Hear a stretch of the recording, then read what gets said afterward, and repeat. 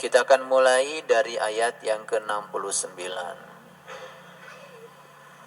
Semoga bisa sampai mendapatkan keutuhan pemahaman dari rangkaian ayat ini.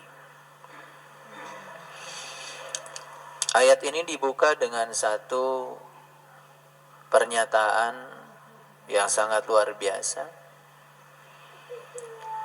A'udzubillahi minasyaitonirrajim. Bismillahirrahmanirrahim. Watlu alaihim naba'a. Nabi. Naba itu artinya adalah berita. Ada yang menafsirkan naba itu adalah berita besar. Makanya orang yang membawa berita besar disebutnya nabi. Selama ini kita nyebut kata nabi tapi gak ngerti. Jadi nabi itu dari naba. Naba itu artinya berita besar. Jadi seorang nabi tidak mungkin membawa berita yang remeh-temeh. Tidak mungkin membawa berita yang kecil-kecil. Karena seorang nabi itu pasti ditugaskan ke semesta untuk membawa berita besar. Kalau beritanya besar, berarti berita tentang Dia yang maha besar. Makanya orang-orang yang telah diizinkan untuk mengalami proses inisiasi, meniti ke dalam diri, pengenalan pertama saat dia berjumpa dengan diri sejatinya, di situ dikatakan, sesungguhnya hari ini kamu mendapatkan kegembiraan, keberuntungan yang paling besar. Jadi dampak dari seseorang yang sudah bersentuhan dengan sang pembawa berita besar, dia pun akan mendapati pengalaman besar dan dia akan mendapatkan keuntungan yang paling besar. Jadi tidak ada keuntungan yang paling besar dalam hidup kecuali keberuntungan saat kita bisa meniti ke dalam diri, menemukan jati diri kita yang sesungguhnya, sehingga kita kenal siapa diri kita yang sebenarnya. Tetapi kebanyakan manusia lebih suka mencari yang remeh-temeh, mencari yang kecil-kecil.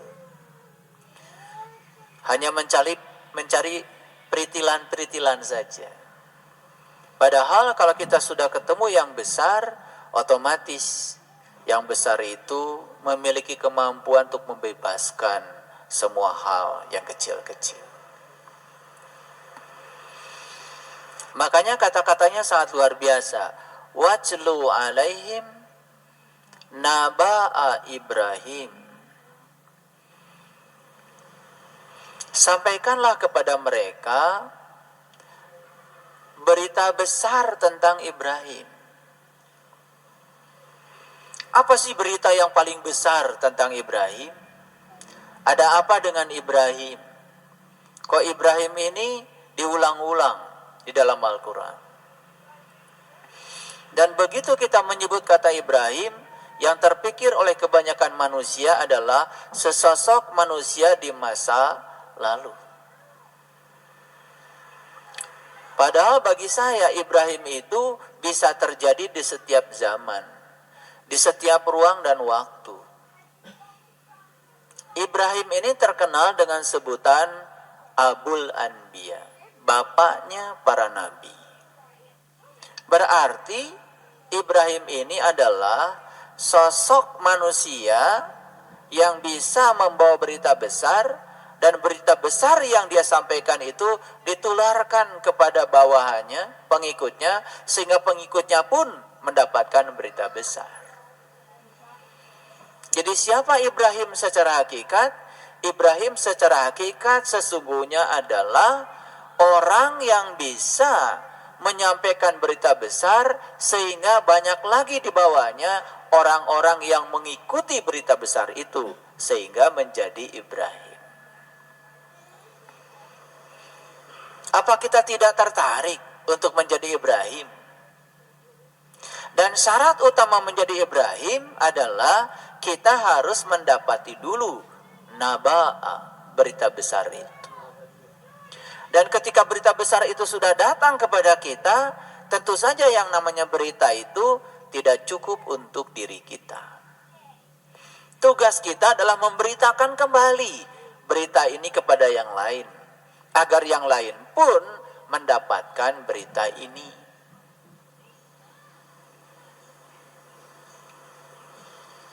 Tentu saja berita yang disampaikan bukan sekedar berita, sebuah pengalaman yang sudah terjadi pada diri dan kita kabarkan kepada orang lain pengalaman ini supaya orang lain mengalami pengalaman yang sama. Jadi ada dalam satu keluarga seorang ayah mendapatkan berita besar, mengajak istrinya, lalu mengajak anaknya, mengajak anak mantunya. Itu Ibrahim. Itu Ibrahim masa kini yang lahir di setiap ruang dan waktu, yang terus menyambungkan wasilah tentang berita besar ini. Bisa paham ya? Makanya kata-katanya sangat sederhana. Wajlu alaihim naba'a Ibrahim. Sampaikanlah ya berita besar, yaitu berita tentang Ibrahim. Lalu apa sih berita tentang Ibrahim yang paling mendasar? Kita lihat dulu ayat selanjutnya. Ketika qala, dia berkata li abihi, dia berkata kepada leluhurnya, dia berkata pada orang tuanya. Sebetulnya abi itu adalah ayah. Ibrahim ini sedang berbicara kepada ayah. Jadi ayah ini juga bukan ayah dalam pengertian sempit seperti ayah kita, bukan. Tetapi dia sedang berbicara kepada generasi sebelumnya lah, kira-kira begitu. Karena kalau dialog ini hanya Ibrahim sebagai anak dengan ayah sebagai orang tua, dialog ini menjadi sempit. Jadi sebetulnya dialog ini antara ayah dengan anak dengan ayah, antara generasi muda dengan generasi tua.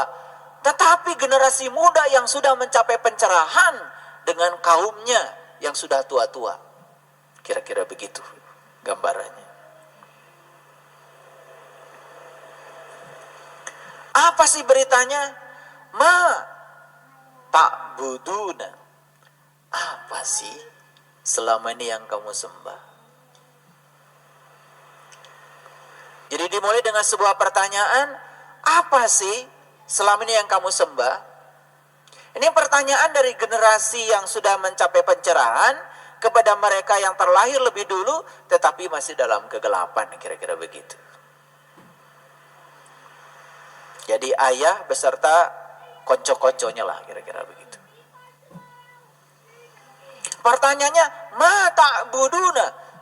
Apa sih yang kamu sembah selama ini? Dan hampir semua orang kalau ditanya di semesta ini, apa yang Anda sembah?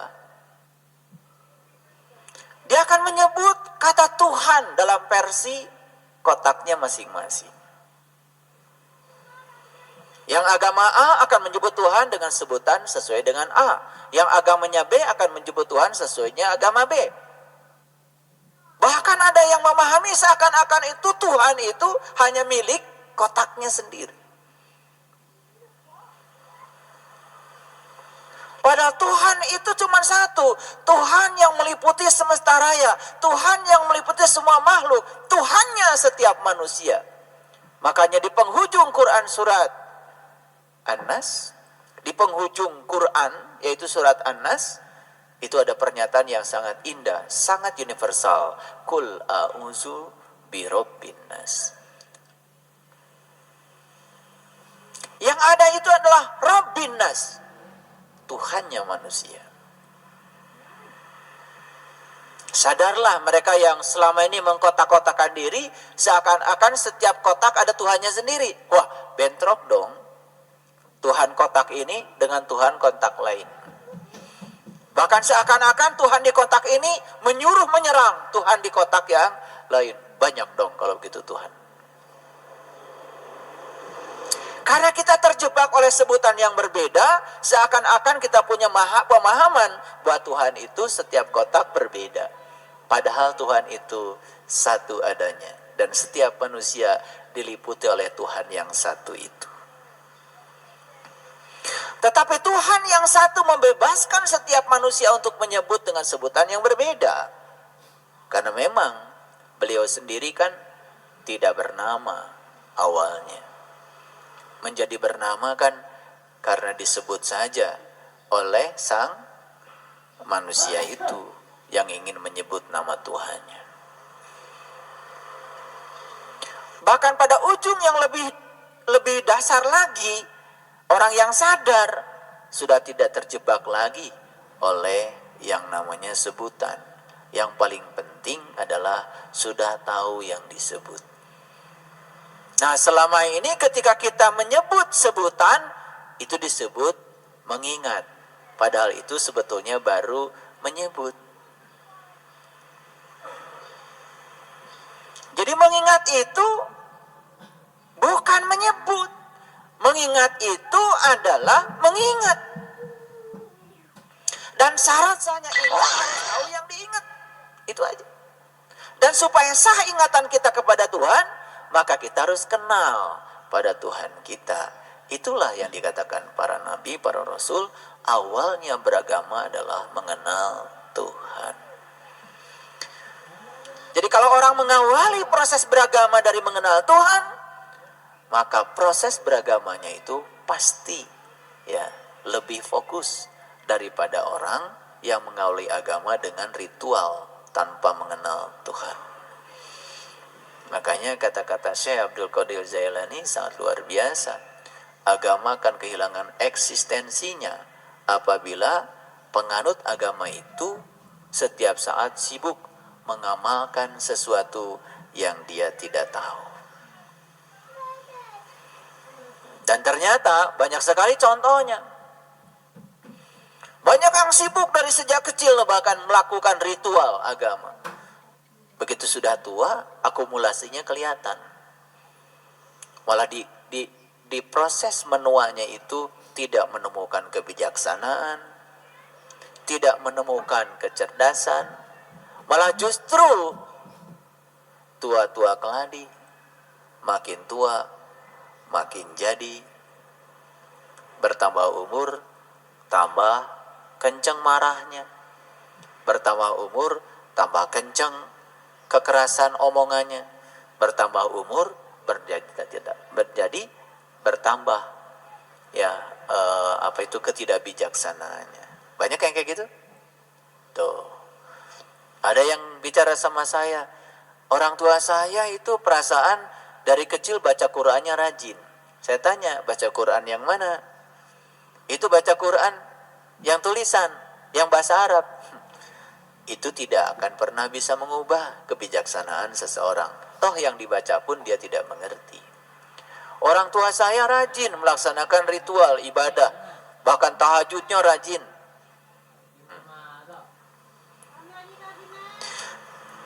Tahajud itu adalah bangun malam. Tahu artinya malam? Malam itu kegelapan, ketidaksadaran. Jadi saat kalian tidak sadar, gelap, bangun. Jadi saat kita sadar dalam ketidaksadaran, itulah tahajud. Dan bisa terjadi setiap saat. Paham? Saya bukan anti tahajud yang tengah malam. Itu boleh saja. Asal ngerti aja tahajudnya. Tapi kalau kalian terus melakukan itu tiap malam gak ngerti, ya terjebak oleh rutinitas lagi. Tidak akan menemukan kepuasan apa-apa. Ya. Badan cara rangkel, sirah nyeri, pinggang sakit, ya udah. Habis duduk berdiri sing seremen. Sekarang bisa nggak tahajud? Bisa. Begitu, saya ngomong kasar tadi. Jangan-jangan orang tidak nyaman dengan omongan saya. Saya bangkit mulai hari ini. Saya nggak ngomong kasar lagi. Tahajud. Bangun malam. Paham? Itu hakikatnya. Nah, syariatnya apa? Ya syariatnya lakukan tahajud, lakukan tahajud, tahajud. Oke. Ketika ia berkata kepada bapaknya dan kaumnya, izqala li abihi wa qaumihi. Dia berbicara bukan hanya kepada bapaknya, termasuk juga pada kaumnya. Apa yang dibicarakan? Yang dibicarakan mata buduna. Apa sih yang kamu sembah? Ini kalian-kalian nih dulu ketika ditanya. Habis sholat, waktu sholatnya gini, Allahu Akbar.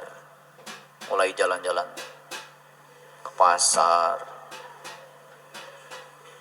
ke dapur, bikin jadwal. Terus baru Assalamualaikum. Coba orang yang model gitu ditanya, tadi ibu habis sholat? Iya dong. Nyembah siapa bu? Allah. Untung saja Allah itu diam. Diam bagi orang yang berisik sebetulnya. Karena Allah itu tidak pernah diam. Dia itu mutakalliman. Dia itu maha berfirman. Nih saya sedang mendengarkan suaranya. Keras banget suaranya itu. Keras. Dan Allah itu setiap saat tidak pernah berhenti bicara. Jadi kalau orang-orang yang selama ini ya tidak bisa mendengarkan suaranya Allah, karena suara Allah tertutup oleh kebisingan pikiran kalian sendiri. Kalau kalian bising, suara itu tidak terdengar. Mereka yang sudah damai kolbunya, sudah damai pikirannya, bahkan suara itu nyaris. Begitu jelasnya. Dan suara itu setiap saat hadir. Yang tidak bisa mendengar suaranya, sederhana aja. Coba kalian nyetel musik yang kalian ingin dengar, tapi di luaran begitu banyak suara. Kan bergabung tuh suaranya dengan kebisingan. Jadi yang kita dengar nyaris tak terdengar. Betul? Gitu. Makanya ngaji itu harus praktek. Ketika belajar sifat 20 sudah tahu sifat Allah yang paling utama adalah al-mutakalliman. Maha berbicara. Kalau dia maha berbicara, kenapa? Kok kita tidak bisa mendengar suaranya? Karena memang dia bicara tidak seperti kita bicara. Tanpa kata-kata, tanpa suara. Tapi jelas sekali. Jelas sekali.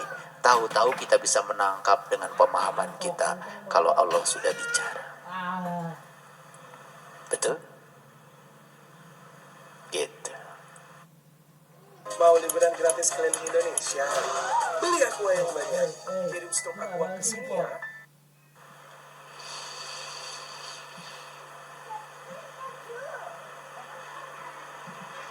Dan saat kita ditanya siapa yang kamu sembah, dan kita mengatakan Allah, untung saja orang yang bising tidak mendengarkan suara Allah. Tapi orang yang sadar mendengarkan suara Allah. Kata Allah, emang gue disembah sama lu. Dari sejak takbir sampai salam, yang kamu pikirkan, yang kamu ingat adalah urusan kamu sendiri. Itulah Tuhan kamu. Itu yang kamu sembah. Jadi kalau kita mau riset nih, bikin pertanyaan nih. Pertanyaan pertama, nih riset nih. Pertanyaan pertama, gini pertanyaannya. Siapa yang ibu bapak sembah ketika sholat?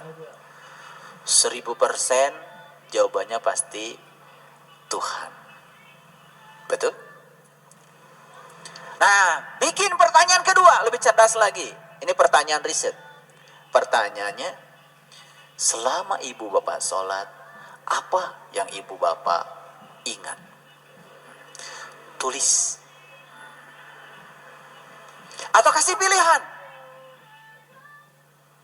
Suami, istri, anak, tabungan, mobil, sertifikat, tuh terus itu kayaknya dicontreng semua itu. Coba bikin riset kecil-kecilan kayak gitu, itu akan mengagetkan. Jadi ilmuwan kecil-kecilan lah sedikit. Dan ilmuwan itu sudah bisa memprediksi karena dia boleh berhipotesa dengan pengalaman risetnya. Dan boleh kita berhipotesa. Kira-kira dari hipotesa kita dicontreng nggak semua itu? Tadi ingat ke dapur, contreng nggak? Ingat cucian, contreng nggak? Pasti kan? Ini bukan persepsi, ini hipotesa. Nah itu pertanyaan kedua. Pertanyaan ketiga lebih keren lagi. Jadi, menurut Al-Quran, seseorang itu dikatakan menyembah Tuhan apabila selama dia menyembah Tuhan yang diingat cuma Tuhan. Apakah yang Bapak Ibu sembah itu Tuhan atau yang ditulis tadi? Itu pertanyaan ketiga. Boleh berhipotesa? Kira-kira jawabannya apa? Pasti, boleh jujur kan? Kan ini masalahnya dua. Siapa yang disembah dan siapa yang diingat. Dan siapa yang berhasil mengingat Tuhan, itu yang menyembah Tuhan. Dan siapa yang tidak berhasil mengingat Tuhan, berarti dia tidak menyembah Tuhan. Yang disembah adalah yang dia ingat. Pertanyaan yang terakhir, yang paling ujung di riset itu, apa kesimpulan Bapak Ibu? Nah, andai Bapak Ibu ini sekarang peserta riset, peserta yang sedang diriset, kira-kira kesimpulannya apa? Saya bikinkan ya kesimpulannya. Kira-kira kesimpulannya begini. Ternyata yang saya ingat selama sholat yang selain Tuhan. Berarti yang saya sembah selain Tuhan. Kira-kira sama gak kesimpulannya dengan saya? Masih nyombong gak kira-kira? Masih nyombong gak habis